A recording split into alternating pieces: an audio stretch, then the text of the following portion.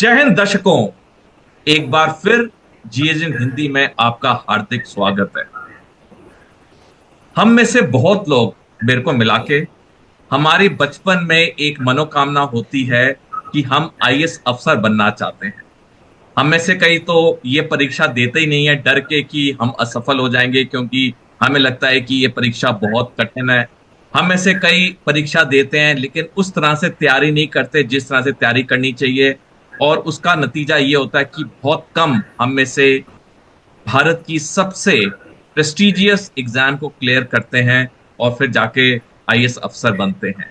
तो ये जो हम एक कश्मकश से गुजरते हैं कि हमें तैयारी कैसी करनी चाहिए आईएएस की, क्योंकि हम में से सबके जहन में एक सपना जरूर होता है कि हम आईएएस अफसर बनना चाहते हैं। तो आज जीजन हिंदी पे आ, मैं एक बहुत इंपॉर्टेंट टॉपिक डिस्कस करूंगा कि आईएएस की तैयारी कैसे की जाए, और इसके लिए एक बहुत ही विख्यात पर्सनालिटी हैं जिन्होंने अपना बहुत कीमती वक्त निकाल के जीजन हिंदी पे आए। और मैं उनका बहुत शुक्रगुजार हूं। वो डॉक्टर सज्जन सिंह यादव हैं, जिन्होंने किताब लिखी है लक यूपीएससी, जिसमें वो यूपीएससी के एग्जाम के बारे में उन्होंने बहुत अच्छी तरह से एक्सप्लेन किया है कि किसी भी इंसान को कैसे तैयारी करनी चाहिए ताकि वो उस एग्जाम में सफल हो। तो सबसे पहले मैं डॉक्टर सज्जन सिंह यादव के बारे में कुछ बताना चाहूंगा। ये 1995 बैच के ये आईएएस अफसर हैं। ये प्रेजेंटली एडिशनल सेक्रेटरी हैं ministry of finance, government of India में। इन्हें दो बहुत बड़े अवार्ड से सम्मानित किया गया है। एक है नेशनल अवार्ड इन्हें मिला है ई गवर्नेंस के लिए, और दूसरा भारत के राष्ट्रपति ने इन्हें सम्मानित किया है सेंसस के काम के लिए। इन्होंने दो किताबें लिखी हैं, कई लेख लिखे हैं इन्होंने। ये डॉक्टरेट हैं पब्लिक हेल्थ में लंदन से। इन्होंने एमबीए किया है दिल्ली यूनिवर्सिटी से, और ये मास्टर ऑफ पब्लिक अफेयर्स हैं अमेरिका से। इतने क्वालिफाइड इंसान और इतनी अच्छी किताब लिखी, तो मैंने इनसे रिक्वेस्ट की और ये बहुत ग्रेशियस हैं कि ये इन्होंने मेरी रिक्वेस्ट मानी। डॉक्टर सज्जन सिंह यादव, आपका दिल से बहुत हार्दिक स्वागत जीएसएन हिंदी पर। थैंक यू सर साहब, thank you very much. Doctor Yadav, मेरा पहला प्रश्न आपसे है कि आप अपनी जीवन के बारे में बताइए। जब आप स्कूल में पढ़ते थे और आज आप इतने बड़े ओहदे पे हैं, आप आईएएस ऑफिसर हैं, इतने बड़े बड़े अवार्ड आपको मिले और आपने इतनी पढ़ाई की, तो अपने जीवन के बारे में प्लीज हमें बताइए। जी, थैंक यू वेरी मच। तो मेरा जीवन तो स्टार्ट वैसे ही हुआ जैसे आई थिंक देश में 90% 80% लोगों का होता है। बहुत ही एक नॉर्मल फैमिली से बहुत सारे आईएएस आईपीएस एस्पिरेंट्स हैं, और जो एक्चुअल में ऑफिसर्स भी हैं वो ऐसे ही बैकग्राउंड से आते हैं, थोड़ा रूरल बैकग्राउंड, हम्बल बैकग्राउंड। तो मेरी भी जर्नी शुरू हुई एक गाँव से, हरियाणा में, भिवानी डिस्ट्रिक्ट में। और वहाँ पे शुरुआत की पढ़ाई मेरी गाँव में ही हुई, गाँव के स्कूल में हुई, क्लास 1-2 शुरू में। उसके बाद में मेरे पापा आर्मी में थे, और आर्मी में सिपाही या जवान भर्ती हुए थे, और उसी में फिर बाद में बहुत अच्छी उन्होंने सेवाएं दी। 2 वॉर्स में भी पार्टिसिपेट किया, और सुबेदार मेजर में रिटायर हुए। तो जब बचपन में फिर मैं पापा के साथ चला गया, और केंद्रीय विद्यालय जो है, बहुत ही अच्छे स्कूल्स होते हैं, उसमें मैंने पढ़ाई की क्लास 12 तक। और फिर मैंने ग्रेजुएशन में जो एचएयू हिसार है, हरियाणा एग्रीकल्चरल यूनिवर्सिटी हिसार, वहाँ कॉलेज ऑफ वेटनरी साइंस से वेटनरी साइंस में बैचलर्स डिग्री की। और वहीं से फिर मैंने तैयारी शुरू की। माहौल अच्छा था हमारी यूनिवर्सिटी में, एचएयू में बहुत अच्छी लाइब्रेरी है, अभी भी है, उस समय भी थी। और वहाँ पे ग्रुप रहता था हमेशा, जो बच्चे सिविल सर्विस एस्पिरेंट्स रहते थे, एग्जाम्स लिखते रहते थे। तो उन ग्रुप्स को देख के मैं मोटिवेट हुआ। कुछ लोगों का उसमें, हमारे सीनियर्स का सिलेक्शन हुआ। एक बहुत पहले आईएएस में आए, कुछ लोग, 1-2 लोग आईपीएस में आए। तो उनको देख के बहुत कॉन्फिडेंस आता रहा कि बहुत ही, अगर ये लोग कर सकते हैं जो कि हमारे जैसे ही बैकग्राउंड के हैं, जो हमारा वाला ही कोर्स पढ़ रहे हैं, जो हम जैसे ही दिखते हैं, हमारे साथ ही बातें करते हैं, तो इनका सिलेक्शन हो सकता है, तो हमारा भी सिलेक्शन हो सकता है। तो उसी हिसाब से फिर हमने तैयारी शुरू की। फर्स्ट अटेम्प्ट में नहीं हुआ। वो एक इम्पॉर्टेंट लेसन है सभी के लिए कि हर बार सक्सेस इतनी जल्दी नहीं मिलती है। सक्सेस के लिए आपको बहुत मेहनत करनी पड़ती है। सक्सेस के पहले फेलियर का सवाल चखना भी पड़ता है। तो उसके बाद सेकंड अटेम्प्ट में मेरा सिलेक्शन हुआ, और मैं अभी, जो कार्डर अलॉटमेंट होता है हमारा सिलेक्शन के बाद, तो मेरा यूटी कार्डर जो कॉमनली बोलते हैं, या एजीएमयूटी कार्डर है, जिसमें अरुणाचल, गोवा, मिजोरम और सारी यूनियन टेरिटरीज हैं। तो ये भी सफ़र बहुत अच्छा रहा, क्योंकि इतनी वैरायटी हमारे काडर में है। मैंने नौकरी की शुरुआत आईएएस की मिज़ोरम से, जहां मैं एसडीएम था, जो पहला अपॉइंटमेंट होता है ट्रेनिंग के बाद। फिर मैंने 4 साल अरुणाचल प्रदेश में काम किया। अरुणाचल प्रदेश बहुत अच्छा है, बहुत अच्छे लोग हैं, बहुत सुंदर जगह है। वहाँ पे मैं ईस्ट कामेंग डिस्ट्रिक्ट और तवांग डिस्ट्रिक्ट में डिप्टी कमिश्नर रहा, जो कि बहुत ही अच्छा यादगार टेन्योर रहा। फिर मैंने दिल्ली सरकार में बहुत साल काम किया है, केंद्र सरकार में काम किया है, तो दमन एंड दीव दादरा नगर हवेली में काम किया है। तो बहुत अच्छी जर्नी अब तक की मैं कहूँगा रही मेरी सरकार में, और सरकार में आने से पहले भी बहुत अच्छी जर्नी रही।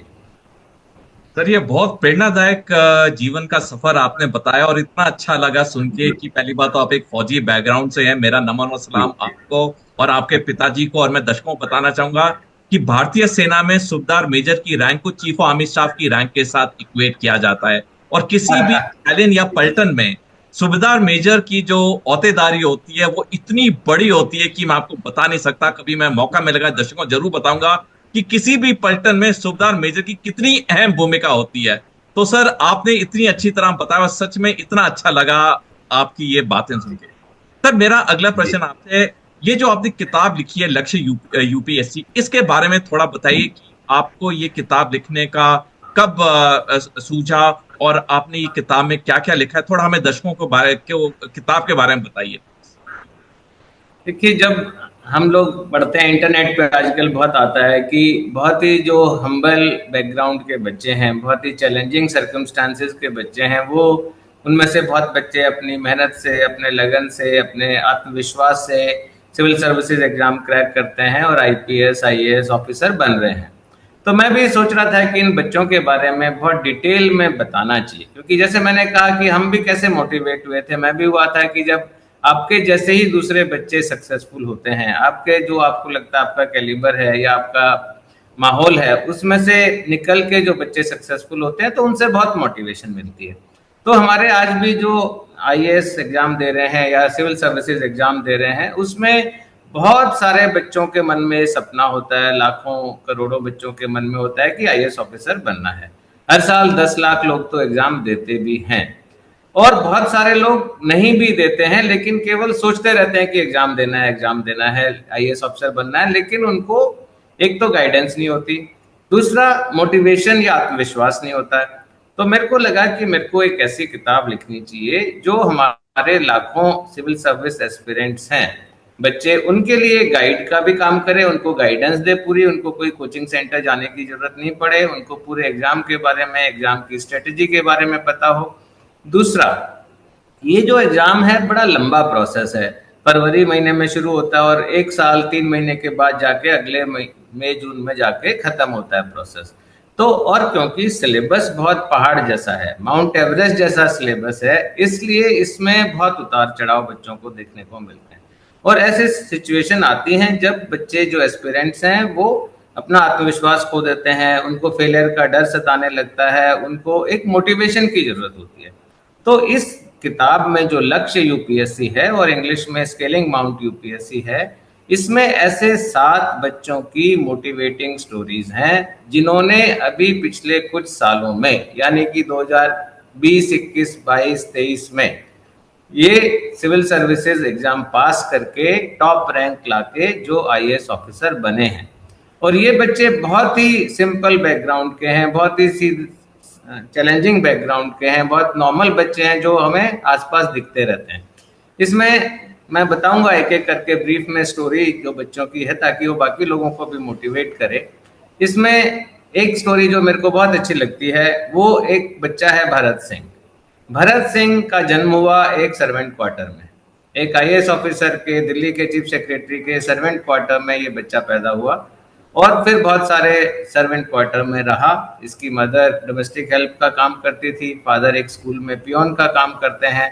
लेकिन ऐसी सिचुएशन में रह के भी इस बच्चे ने अच्छे से स्कूलिंग की, इंजीनियरिंग की दिल्ली कॉलेज ऑफ इंजीनियरिंग से। उसके बाद भी एक बहुत बड़ा जंप उसकी लाइफ में आ गया था कि वो एक सर्वेंट क्वार्टर से टाटा मोटर्स में इंजीनियर बन गया था। लेकिन वो बच्चा सेटिस्फाई नहीं हुआ, उसके आंख में सपना था कि नहीं, फैमिली की फॉर्चून चेंज करनी है, फैमिली का स्टेटस और बढ़ाना है, समाज की और सेवा करनी है, कैसे कर सकता हूँ। तो उसने फिर अपनी नौकरी छोड़ के, इतना टफ डिसीजन लेके नौकरी छोड़ी, तैयारी की 3-4 साल और फाइनली आईएएस में सिलेक्शन हुआ। तो एक सर्वेंट क्वार्टर से लेके बंगलो तक ये बच्चा पहुंच गया, इतना लंबा लीप उसने लिया जो कि सबके लिए प्रेरणादायक है। इसी तरह एक और स्टोरी इसमें है, अंजलि शर्मा की है। अंजलि शर्मा सिक्किम से वो है और सिक्किम में केंद्रीय विद्यालय में ही पढ़ती थी और लाइफ नॉर्मल चल रही थी, सब ठीक ठाक था। लेकिन क्लास 10th में उसका अचानक आंखों की रोशनी चली जाती है। तो उस समय आप सोचिए, अगर अचानक ऐसे आपकी आंख के आगे काली पट्टी बांध दी जाए, टोटली अंधेरा कर दिया जाए और बोला जाए कि ऐसे ही लाइफ जीनी है, तो कोई भी इंसान टूट सकता है, कोई भी इंसान बिल्कुल सारी हिम्मत छोड़ सकता है, कोई भी इंसान सोचेगा कि मेरा कोई करियर नहीं है, मेरा अब तो कुछ नहीं हो सकता है, मैं तो डिपेंडेंट हूँ सब पे। लेकिन इस लड़की का रिजॉल्व था, इस लड़की की डिटर्मिनेशन थी कि मेरे को किसी पे डिपेंडेंट नहीं रहना है, मेरे को अपनी पढ़ाई पहले पूरी करनी है। इतनी छोटी बच्ची 16 साल की, लेकिन इतना बड़ा डिटर्मिनेशन उसका कि मेरे को तो अपनी पढ़ाई पूरी करनी है, मेरे को इंडिपेंडेंट रहना है, मेरे को किसी पे नहीं रहना है डिपेंडेंट। तो फिर वो लड़की वापस स्कूल ज्वाइन करती है और सुन सुन के पढ़ाई करती है। सुन के याद रखना कितना मुश्किल है कि आपको पढ़ने को नहीं मिले, आप केवल सुन रहे हैं और उसी के बेस पे आप याद कर रहे हैं। फिर आप लिख नहीं सकते हैं, तो स्क्राइब कोई दूसरा आदमी आपके लिए आंसर लिख रहा है। अब दूसरे आदमी को कितना समझ में आ रहा है, कितनी हैंडराइटिंग उसकी खराब है। लेकिन इन चैलेंजिंग सिचुएशंस में भी अंजलि शर्मा स्कूल करती है अपना पूरा, अंजलि शर्मा कॉलेज में ग्रेजुएशन करती है और फिर यूट्यूब की मदद से सुन सुन के सिविल सर्विसेज की तैयारी करती है। तो जब ऐसे बच्चे कर सकते हैं तैयारी और सक्सेसफुल हो सकते हैं, तो नॉर्मल बच्चे क्यों नहीं हो सकते? अगर डिटर्मिनेशन है, यही उससे मिलता है हमको प्रेरणा, इतना मोटिवेशन कि ऐसी खराब सिचुएशन में देश के एक रिमोट कॉर्नर में बच्ची है, वो अगर सिविल सर्विसेज की परीक्षा देके और पास करके टॉप कर सकती है, आईएएस में आ सकती है, तो बाकी बच्चे भी आ सकते हैं। तो ये बहुत बड़ा मोटिवेशन उनके लिए है। इसी तरह एक और स्टोरी मैं बताता हूँ जो इसमें किताब में है, वो है मिन्नू पीएम। मिन्नू पीएम जो है, ये स्टोरी स्पेशली उन महिलाओं के लिए, उन बच्चियों के लिए, बेटियों के लिए मोटिवेटिंग है जिनकी शादी जल्दी हो जाती है, जो फैमिली की जिम्मेदारी जिनके ऊपर जल्दी आ जाती है और जिनके सपने इस जिम्मेदारी के तले, बच्चे की देखभाल, इन लॉज की क्या सेवा करने में, हस्बैंड का ध्यान रखने में और साथ साथ अपनी नौकरी, इन चार बोझ के नीचे दबे रहते हैं सपने। और वो सोचते हैं कि बस अब हमारा सपना खत्म हो गया, हमारा कुछ कैरियर नहीं है, हमें तो बच्चों का बनाना है। लेकिन मिन्नू पीएम ऐसी लड़की है जिसका बच्चा था जब उसने तैयारी शुरू की, तब 3 साल का। वो एक जूनियर क्लर्क की नौकरी करती थी पुलिस विभाग में। वो अपने इन लॉज का ध्यान रखना पड़ता था, हस्बैंड का भी ध्यान रखना पड़ता था, घर की जिम्मेदारियां भी थी। फिर भी वो मोटिवेट हुई। उसका काम देख के आईपीएस ऑफिसर्स जिनके साथ वो काम करती थी, उसको उन्होंने बोला कि आप, तुम्हारा काम बहुत अच्छा है, तुम तैयारी क्यों नहीं करती हो सिविल सर्विसेज की। तो उसका वो सपना जो दबा हुआ था 4 परतों के नीचे, वो सपना जागा वापस। और कितना मुश्किल है सारी जिम्मेदारियों को के साथ में, नौकरी के साथ में इतना टफ एग्जाम की तैयारी करना, लेकिन मिन्नू पीएम ने वो करके दिखाया। तो जो भी हमारी बच्चियां हैं, बेटियां हैं, बहनें हैं, जो इस तरह से जिम्मेदारियों में दबी हुई हैं लेकिन सपना अभी भी देख रही हैं कि कुछ करना है लाइफ में, उनको मिन्नू पीएम की स्टोरी जरूर पढ़नी चाहिए। फिर एक और स्टोरी बताता हूँ जो इस बुक में है, वो है वसीम अहमद भट्ट की कहानी। वसीम अहमद भट्ट कश्मीर का बच्चा है, छोटे से गांव में पैदा हुआ। आप जानते हैं कश्मीर का थोड़ा सिचुएशन ऐसा है कि वहाँ पे इंटरनेट नहीं है, कई बार इंटरनेट डिस्टर्ब हो जाता है, बाकी सुविधाएं भी कम हैं। तो ये बच्चा का सपना था कि मेरे को इंजीनियर बनना है।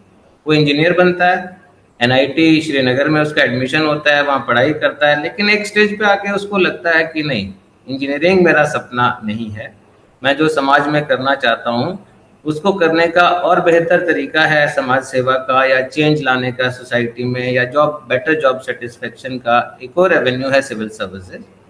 और उसमें उसके जो कॉलेज में 2 सीनियर आईएएस ऑफिसर आते हैं कश्मीरी, मोटिवेशनल टॉक के लिए। अतहर अमीर आते हैं, शाह फैजल आते हैं, वो उनकी बातें सुन के बहुत मोटिवेट होता है।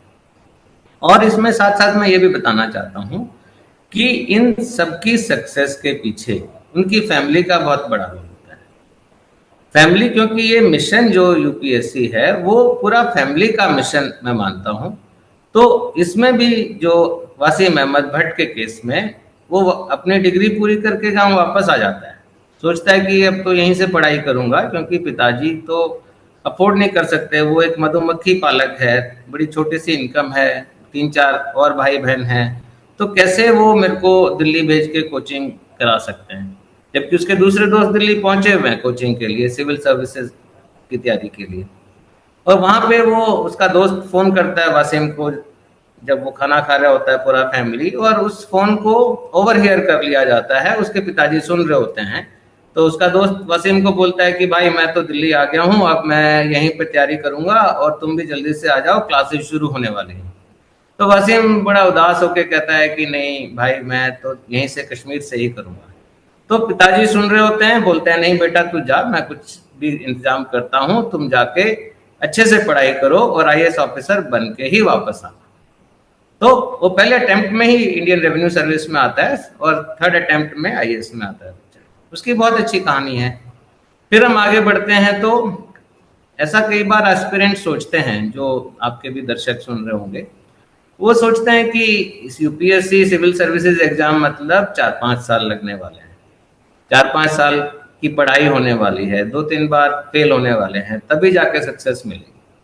पर मैं ये बताना चाहता हूँ कि ऐसा नहीं है, सबके साथ ऐसा नहीं होता है। ये भी पॉसिबल है कि आपने अगर हार्ड वर्क किया है, स्ट्रेटेजी के साथ तैयारी की है, प्रॉपर प्लानिंग की है, प्रॉपर टाइम मैनेजमेंट किया है, तो आपका फर्स्ट अटेम्प्ट में भी हो सकता है। और इसीलिए सत्यम गांधी की कहानी मैंने इस किताब में लिखी है। सत्यम गांधी बिहार का बच्चा है, बिहार में स्कूल में पढ़ता है, उसकी भी फैमिली कोई फाइनेंशियली बहुत स्ट्रांग नहीं है। तो बिहार से वो क्लास 12 के बाद दिल्ली आ जाता है पढ़ाई करने के लिए। लेकिन उसके दिमाग में एक वार्निंग चल रही होती है कि सत्यम, पिताजी के पास इतना पैसा नहीं है कि तुमको 2-3 साल सपोर्ट कर पाए तैयारी करने के लिए, तुमको तो जल्दी से जल्दी पढ़ाई पूरी करनी है, जल्दी से जल्दी सिविल्स देना है। तो उस कॉन्शियसनेस से, उस काइंड ऑफ हरी के कारण, उस प्रेशर में वो बच्चा क्लास अपना कॉलेज के 3rd ईयर से अपनी तैयारी शुरू करता है, बिल्कुल डूब के तैयारी करता है। और कॉलेज खत्म होते ही, ग्रेजुएशन जब उसका खत्म होता है, उसके कुछ महीने बाद ही वो आईएएस ऑफिसर बन जाता है। तो फर्स्ट अटेम्प्ट में ग्रेजुएशन के इमीडिएटली बाद भी सिलेक्शन हो सकता है। सत्यम गांधी हमें ये बताता है। तो इस तरह 2 बच्चों की और कहानियां हैं। तो इसमें एक अंजलि शर्मा की स्टोरी है। Anjali Sharma is like girl next door. आप भी देखेंगे कॉलोनी में रहते हैं, मिडिल क्लास की बहुत इंटेलिजेंट स्मार्ट बच्चियां हैं। उन्हीं में से एक है, सॉरी अंजलि शर्मा नहीं, श्रुति शर्मा। श्रुति शर्मा की कहानी मैं बताता हूँ। तो श्रुति शर्मा दिल्ली में सरदार पटेल विद्यालय में पढ़ी है। नॉर्मल मिडिल क्लास फैमिली से है, बहुत लोअर मिडिल क्लास या लोअर इनकम ग्रुप फैमिली से नहीं है। दिल्ली में सेंट स्टीवन कॉलेज में पढ़ी है। और उसके बाद वो एकेडमिक्स में पहले जाना चाहती थी, एकेडमिक्स ट्राई किया, जवाहरलाल नेहरू यूनिवर्सिटी में एमए एनरोलमेंट हुआ उसका, एमए हिस्ट्री में। लेकिन एक स्टेज पे जाके फिर उसको, ऐसा बहुत लोग के साथ होता है कि एक रास्ता हम चुन लेते हैं, लेकिन एक स्टेज पे जाने के बाद लगता है कि नहीं, ये शायद हमारा मंजिल नहीं है, ये रास्ता मेरी मंजिल तक नहीं ले जाता है। तो श्रुति शर्मा को भी यही लगता है कि अब उसको एकेडमिक्स में इतना इंटरेस्ट नहीं आ रहा है, सिविल सर्विसेज देना है। और सिविल सर्विसेज देने के समय यहाँ मैं 1-2 इंपॉर्टेंट बातें बताना चाहता हूँ। ये है पहला कि एग्जामिनेशन का जब आप फॉर्म भरते हैं, वो सिविल सर्विसेज में भी अप्लाई होता है, बाकी सारे एग्जाम में भी अप्लाई होता है। बहुत ध्यान से भरना चाहिए, उसको 2-3 बार रिव्यू करना चाहिए सबमिट करने से पहले, क्योंकि श्रुति शर्मा के साथ एक गड़बड़ होती है एग्जाम में। जब वो फॉर्म भरती है तो अपना एग्जामिनेशन का मीडियम हिंदी भर देती है, जबकि वो इंग्लिश में ही पढ़ी है थ्रू आउट। और प्रीलिम क्लियर हो जाता है, प्रीलिम में तो ठीक था, ऑब्जेक्टिव टाइप क्वेश्चंस थे और इंग्लिश मीडियम ही भरा था, पर मेंस के लिए हिंदी मीडियम गलती से भरा गया, जो कि चेंज नहीं हो सकता था, एडिटेबल नहीं था। तो उस समय उसको बहुत खराब लगता है, बहुत कोशिश करती है कि मीडियम चेंज हो जाए, नहीं होता है। लेकिन फिर भी डिटर्मिनेशन देखिए उस बच्ची की, कि वो कहती है नहीं मैं हिंदी मीडियम से एग्जाम लिख के आऊँ, हिंदी मीडियम में मैं अपना अटेम्प्ट वेस्ट नहीं करूंगी, हिंदी मीडियम से एग्जाम लिखूंगी।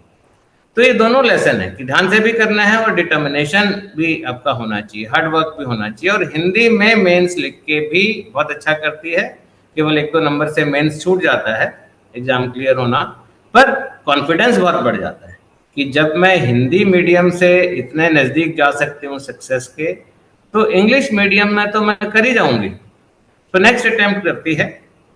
नेक्स्ट अटेम्प्ट में एक और चीज़ यहाँ बताना चाहूँगा बेनिफिट के लिए आपके दर्शकों के, वो ये है कि यूपीएससी का जो इंटरव्यू होता है वो आपकी नॉलेज का टेस्ट नहीं होता, वो आपके पर्सनैलिटी का टेस्ट होता है। तो श्रुति शर्मा की कहानी में आप पढ़ेंगे कि श्रुति शर्मा को लगा उसका इंटरव्यू अच्छा नहीं हुआ, क्योंकि बहुत सारे उसने क्वेश्चंस के जवाब में कहा कि सॉरी सर मेरे को नहीं आता है, ऑनेस्टली कहा। तो ये ऑनेस्टी मैटर करती है। तो वो जब इंटरव्यू के बाद सोच रही थी कि शायद उसका सिलेक्शन नहीं होगा, या होगा तो बहुत नीचे होगा, जब रिजल्ट आता है तो श्रुति शर्मा इंडिया नंबर 1 रैंक पे आती है। So that was commendable both because of her strategy, her confidence and honesty. And एक और स्टोरी इसमें है लवीश ओडिया की। लवीश ओडिया जो है वो, ऐसे बहुत सारे इंजीनियर्स हैं जिनका होता है अमेरिका जाने का, अमेरिका में काम करने का, अमेरिका में रहने का। तो लवीश भी आईआईटी मुंबई से सीधा अमेरिका चला जाता है। बहुत अच्छा ह्यूस्टन में बहुत बढ़िया से रह रहा है, बहुत अच्छा अपार्टमेंट है, बहुत अच्छी गाड़ी है।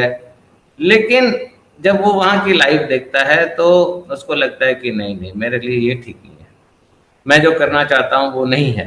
तो ऐसे बहुत बच्चे हैं जो अमेरिका में ही रह जाते हैं, पर उसको लगता है कि नहीं मैं जो पब्लिक के लिए काम करना चाहता हूँ, जो मैं अपनी सोसाइटी के लिए काम करना चाहता हूँ, वो मैं इतनी अच्छे जॉब है, इतना अच्छा सैलरी है, इतनी अच्छी अपॉर्चुनिटीज हैं, लेकिन नहीं मेरे को वापस आना है। तो लवीश फिर वापस आता है और लवीश भी फर्स्ट अटेम्प्ट में सिविल सर्विसेज क्रैक करता है। तो यही इनसे लेसन है कि अगर आपका सपना क्लियर है, अगर आपका डिटर्मिनेशन है, तो हर सिचुएशन से आप सिविल सर्विसेज एग्जाम या कोई भी एग्जाम जो आपका गोल है, जो आपका सपना है, जो आप करना चाहते हैं लाइफ में, वो अचीव कर सकते हैं। सर आपने ये सातों जो कहानियां बताई इतनी प्रेरणादायक कहानियां थी, इतना अच्छा लगा सुन के। और मैं आपसे बिल्कुल सहमत हूँ कि ये फर्क नहीं पड़ता कहाँ से आपने शुरुआत की है जिंदगी में, जी ये जी फर्क पड़ता है कि आप कहाँ तक पहुंचे। और आपने सही कहा कि मेहनत से, लगन से, डेडिकेशन से आदमी कोई भी बैकग्राउंड का हो, वो बड़ी से बड़े मुश्किलों को पार करके सफल हो सकता है। वाकई में सर बहुत अच्छे आपने हमें ये 7 कहानियों के बारे में बताया। और दर्शकों मैं आपसे ये भी आपको बताऊंगा कि वीडियो के नीचे लिंक पे मैं इस किताब का अमेजोन लिंक पोस्ट करूंगा, ताकि आप इस किताब को डायरेक्टली खरीद सकें और ये आपके लिए बहुत ही बेनिफिशियल होगा। सर मेरा अगला क्वेश्चन है कि सर हमें थोड़ा आईएएस अफसर की जिंदगी के बारे में बताइए, क्योंकि एक ना बहुत एक चार्म है कि आईएएस अफसर की जिंदगी कैसे होती है, क्योंकि सर हम टीवी पे देखते हैं, पिक्चरों पे देखते हैं। तो सर थोड़ा हमें आईएएस अफसर की जिंदगी के बारे में बताइए सर। जी बिल्कुल। मेरी बुक में भी मैंने कुछ कुछ बच्चों का लिखा है जो बाद में सिलेक्शन के बाद डिस्ट्रिक्ट ट्रेनिंग में गए, वहाँ पे उन्होंने क्या काम किए, या जब फर्स्ट अपॉइंटमेंट हो गया एज एसडीएम तो क्या काम हुआ। तो लेकिन मैं थोड़ा उसको छोड़ के अपने उस पर आता हूँ। तो मेरे को अभी भी ये लगता है, देखिए दो चीजें हैं। एक तो लोग अट्रैक्ट होते हैं आईएएस में कि आपका सोशल स्टेटस या पर्क्स जो इसमें हैं, ऑब्वियसली हर जॉब के साथ होती हैं, इसके साथ भी हैं, और सोसाइटी में बहुत अच्छा माना जाता है जॉब। दूसरा है कि आपको जो लोगों के लिए काम करने की अपॉर्चुनिटी, जो आपको जॉब सेटिस्फेक्शन जो आईएएस में होता है, वो कहीं पे भी नहीं मिलता है, मेरे को ऐसा लगता है। देखिए सबसे पहले जब आपका सिलेक्शन हुआ तो आप 2 साल की ट्रेनिंग होती है हमारी, 1 साल एकेडमिक ट्रेनिंग होती है, 1 साल डिस्ट्रिक्ट ट्रेनिंग होती है। तो 2 साल की ट्रेनिंग के बाद आपका पहला अपॉइंटमेंट है एसडीएम, सब डिविजनल मजिस्ट्रेट या डिप्टी कलेक्टर या एसडीओ, जो भी बोलते हैं, अलग अलग स्टेट में अलग अलग नाम होते हैं। वहां पे भी आपके पास काम करने का इतना बड़ा एरिया होता है, आपका टेरिटोरियल जुरिस्डिक्शन भी है बड़ा, और इतनी सारी मैन पावर होती है, इतनी सारी सरकारी स्कीम होती हैं, इतनी सारी पावर होती है, इतने सारे डिपार्टमेंट रिपोर्ट करते हैं। तो आप बहुत सारा काम उसमें कर सकते हैं, किसी भी सेक्टर में कर सकते हैं। तो लाइफ, डेफिनेटली लाइफ बहुत अच्छी है, लेकिन लाइफ आपको अपॉर्चुनिटी देती है काम करने की, डायरेक्ट पब्लिक के लिए काम करने की। ये वो स्टेज है जहां सीधा लोग आपके पास आके बात करेंगे। किसी का कोई झगड़ा हो गया गांव में, किसी ने पानी नहीं आने दिया खेत में, किसी ने जमीन दबा ली है, या फिर किसी को पेंशन नहीं मिल रही है, बच्चे को स्कॉलरशिप नहीं मिल रहा है, स्कूल में एडमिशन नहीं मिल रहा है, स्कूल में टीचर नहीं आ रहा है, हॉस्पिटल डॉक्टर नहीं है हॉस्पिटल में, या पीएचसी में दवाइयाँ नहीं है, मतलब कोई भी फील्ड ले लीजिए। तो एसडीएम से जब हम शुरू करते हैं उसी समय इतनी सारी अपॉर्चुनिटी है, इतने सारे काम करने के आपके पास साधन हैं, आदमी भी हैं, फाइनेंशियल रिसोर्सेज भी हैं। फिर आप सेकंड स्टेप आता है, आप एसडीएम से डीसी बन जाते हैं, कलेक्टर भी बोलते हैं, डिस्ट्रिक्ट मजिस्ट्रेट भी बोलते हैं, जो भी डेजिग्नेशन अलग अलग स्टेट में है। तो वही एसडीएम वाली पावर कई गुना मल्टीप्लाई हो जाती है, एसडीएम वाला जुरिस्डिक्शन 3-4 गुना मल्टीप्लाई हो जाता है, जो रिसोर्सेज आपके पास है, ह्यूमन रिसोर्सेज है, एक्सपर्टीज है, मल्टीप्लाई हो जाता है। पब्लिक को जो उसके ग्रीवांस रिड्रेसल की आपकी पावर है, उसकी तकलीफें दूर करने की पावर है, वो बढ़ जाती है। तो डीसी एक ऐसा डेजिग्नेशन है या ऐसा काम है जो सब आईएएस ऑफिसर अपनी लाइफ में याद रखते हैं। मैं भी याद रखता हूँ। मैं एसडीएम था मिजोरम में, उसके बाद मैं डीसी था अरुणाचल प्रदेश में, मैंने जैसे बताया। तो वहाँ पे ईस्ट कामेंग डिस्ट्रिक्ट में मैंने काम किया, बहुत ही रिमोट एरिया में। वहाँ पे ऐसे भी जगह थी जहाँ पे हमारे तहसील हेडक्वार्टर के लिए आपको 3 दिन पैदल जाना पड़ता था, इतना दूर था। अब तो हम फट से पहुंच जाते हैं। ऐसी जगह पे आपको जाके काम करने का मौका मिलता है। कितना वास्ट अपॉर्चुनिटी है काम करने की, जहाँ पे लिटरेसी रेट कम है, जहाँ पे एजुकेशन फैसिलिटीज कम थी, जहाँ पे हेल्थ फैसिलिटीज कम थी, वो चीजें लोगों तक पहुंचाना, ये बहुत बड़ा सेटिस्फेक्शन है। दूसरे एंगल से देखेंगे, चलिए गाड़ी अच्छी है, लाल बत्ती लगी हुई है, एक पीएसओ मिला हुआ है, तो उसमें अगर आप फिजिकल फॉर्म में देखते हैं वो एक अलग चीज है, वो जॉब की रिक्वायरमेंट के हिसाब से होता है। लेकिन काम करने के लिए बहुत बड़ी चीजें हैं आईएएस ऑफिसर्स के पास में। फिर उसके बाद हम जाते हैं डीसी, 3-4 डिस्ट्रिक्ट, 2-3 डिस्ट्रिक्ट के बाद आप स्टेट हेडक्वार्टर में जाते हैं। स्टेट हेडक्वार्टर में as secretary of some department in the state government. तो मैं भी रहा हूँ। उसके बाद मैं दिल्ली में आया, दिल्ली में मैं डीसी रहा, डीसी साउथ दिल्ली भी था। उसके बाद में मैं एक्साइज कमिश्नर था, फिर मैं सेक्रेटरी था फूड में, दूसरे डिपार्टमेंट्स में।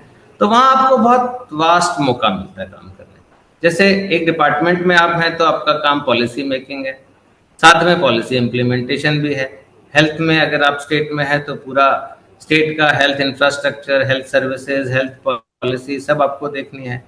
दूसरा, अगर आप किसी कॉरपोरेशन में हैं, जैसे मैं था, मैं सीईओ दिल्ली जल बोर्ड था, मैं commissioner east Delhi municipal corporation था। वहाँ की एक अलग अपॉर्चुनिटी होती है, एक अलग आपको सर्विस डिलीवरी आप कर सकते हैं।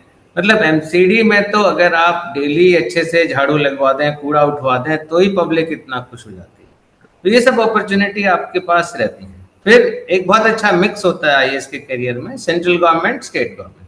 सेंट्रल गवर्नमेंट आप डेपुटेशन पे जाते हैं, तो वहाँ कैसे भारत सरकार काम करती है, क्या बड़ी बड़ी पॉलिसियाँ बनती हैं, कैसे वो पॉलिसीज लोगों को इम्पैक्ट करती हैं।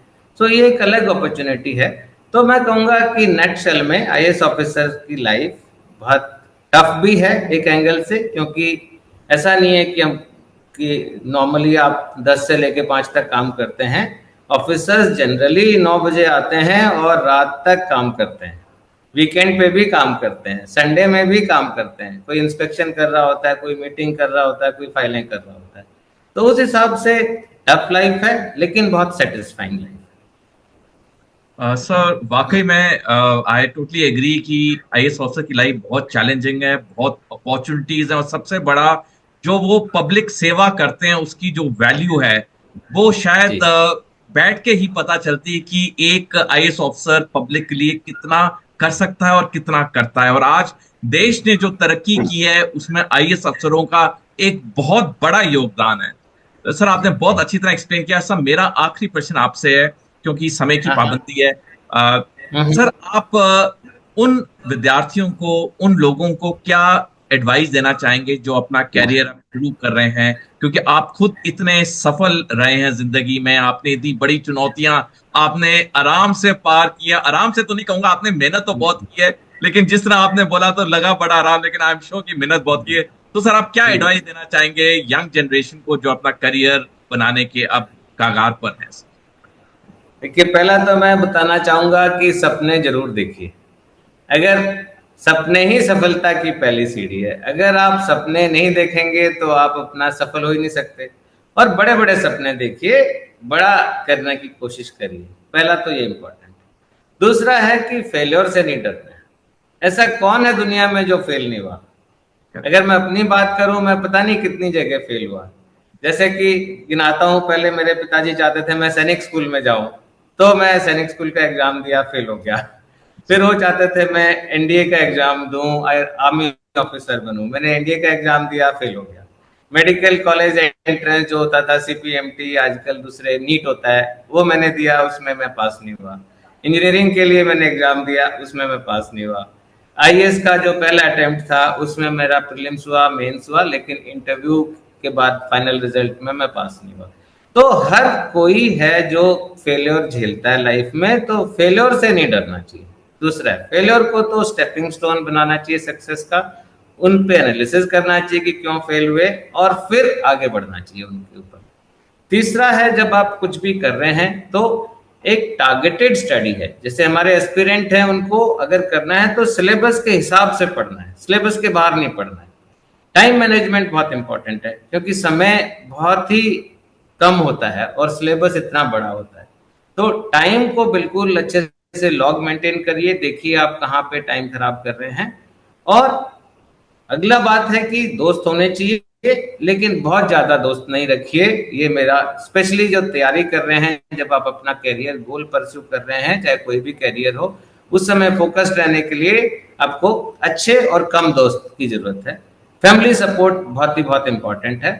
तो जो हमारे फ्यूचर एस्पिरेंट हैं, उनको मैं यही कहना चाहूंगा, बड़े सपने देखो और एक स्ट्रेटेजी के साथ, दृढ़ संकल्प के साथ, मेहनत के साथ उस सपनों को पूरा करिए। आप जरूर सक्सेसफुल होंगे। बहुत खूब सर, बहुत बढ़िया बातें आपने बताई। मेरा हार्दिक धन्यवाद कि आपने इतनी हमें अच्छी बातें बताई, इतनी प्रेरणादायक कहानियां बताई जो आपने किताब में लिखी हैं। दर्शकों, मैं आपसे अनुरोध करूंगा कि आप चैनल को लाइक करें, सब्सक्राइब करें, फॉरवर्ड करें, और सबसे इंपॉर्टेंट चीज, आप अपने कमेंट जरूर लिखें। अगर आपके कमेंट्स आते हैं तो हमें पता चलता है कि ये प्रोग्राम कैसे चल रहा है। और जैसे मैंने पहले कहा शो में कि मैं सर की किताब का अमेजोन लिंक पोस्ट करूंगा, आप जरूर इस किताब को खरीदिए। मेरे को उम्मीद है इस इंटरव्यू देख के कई विद्यार्थी आईएएस एग्जाम क्लियर करेंगे, क्योंकि डॉक्टर यादव ने इतनी अच्छी तरह बताया है, एक्सप्लेन किया है। सर, मेरा बहुत बहुत धन्यवाद, दिल से मेरा हार्दिक धन्यवाद कि आपने अपना इतना कीमती समय निकाल के आप जीएस हिंदी पे आए। माय प्लेजर, थैंक यू सोडी साहब, बहुत अच्छा लगा।